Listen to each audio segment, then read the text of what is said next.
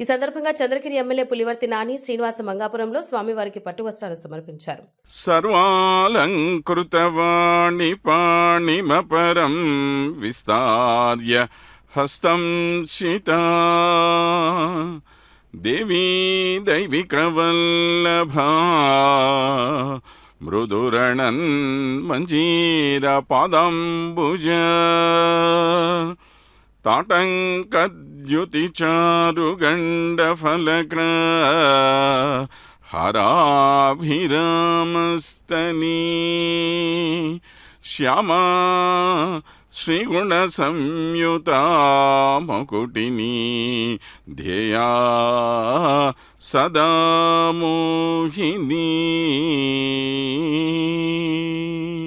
Sada Mohini.